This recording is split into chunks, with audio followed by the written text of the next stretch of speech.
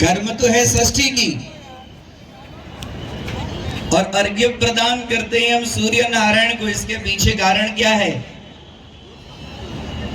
षष्ठी कौन है? षष्ठी देवी का स्वरूप क्या है? उनकी कथा क्या है? उनके व्रत की महिमा क्या है? और उनकी पूजा, उनका व्रत हम क्यों करते हैं? कारण के बिना तो कोई कार्य होता नहीं है ना। कोई भी कार्य के पीछे कारण होता है ना। तो इतना हम जो इकट्ठे हैं, जा रहे हैं लाखों की संख्या में, इसके पीछे कारण क्या है? इसके पीछे कारण है कि जो हम प्रकृति की पूजा करके हम अपने प्रकृति को सुधारें। प्रकृति की पूजा करके हम अपनी मनोकामना को पूर्ण करें। प्रकृति की पूजा करके हमारी जो इच्छा है, यम यम चिंतयते कामम तम तम प्राप्नोति निश्चितम, जो जो हमारी कामना है उसको हम पूर्ण करें। इसके लिए यह छठ की पूजा, इसी को कहते हैं षष्ठी की पूजा हम करते हैं। सूर्य नारायण के कई पुराणों में वर्णन मिलता है।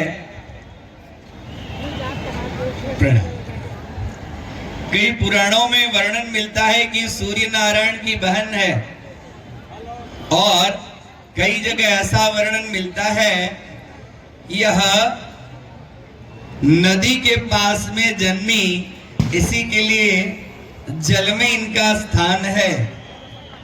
और कार्तिक शुक्ल षष्ठी के दिन में इनका प्रादुर्भाव हुआ, और वो सूर्य की किरणों में इनका निवास है। इसके लिए सूर्य के किरणों को देखते हुए यह जो अर्घ्य प्रदान करने की जो प्रक्रिया है, वह सूर्य के किरणों में षष्ठी देवी को अर्घ्य समर्पित करने की ये प्रक्रिया है। जो व्रती हैं, जो भक्त हैं, जो षष्ठी देवी की पूजा के लिए श्रद्धा रखते हैं, उनको खास करके ये छठ मैया क्या है और छठ मैया की कथा अवश्य सुननी चाहिए।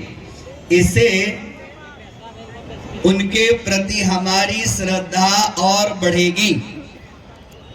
और जो व्यक्ति व्रत किए हैं और उन व्यक्ति का मनोकामना पूर्ण हो गया है, इसको देखते हुए दूसरे लोग भी छठ के व्रत को करने की इच्छा रखेंगे। इसके लिए भगवती षष्ठी देवी की कथा श्रीमद् भागवत के नवम स्कंद के 40वें अध्याय में 75 श्लोकों में इनकी कथा का वर्णन किया गया है। बोलिए छठी मैया की। ये कथा कोई मनगढ़ंत, कोई काल्पनिक कथा नहीं है, और ये पूजा आज से नहीं हो रही है।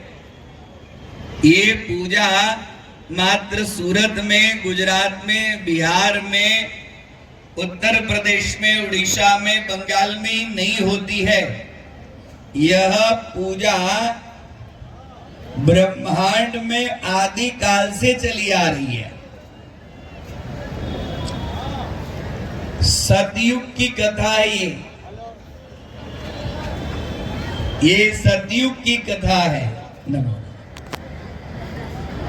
स्वयंभू मनु के पुत्र हो गए प्रियव्रत, उन्होंने ही पृथ्वी को 7 भागों में बांटा।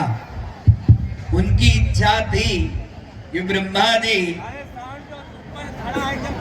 दिन और रात करते हैं तो रात का समय व्यर्थ हो जाता है। इसके लिए हम ऐसा काम करें कि खाली दिन ही दिन रखें। और उन्होंने सूर्य के पीछे अपने रथ को चला दिया, और 7 दिन तक चलते गए। पृथ्वी में 7 दिन तक रात हुई नहीं। और ब्रह्मा जी आए और प्रियव्रत को बोले, ये जो प्रकृति का काम है, दिन और रात लोग कार्य करते ही रहेंगे तो विश्राम कब कर पाएंगे, स्वस्थ कब होंगे। इसके लिए हे पुत्र, आप यह जो प्रयत्न कर रहे हैं वो छोड़ दीजिए। वो कोई साधारण पुरुष नहीं थे, उनके रथ के पहिया में इतना बल था कि पृथ्वी 7 भागों में बट गई।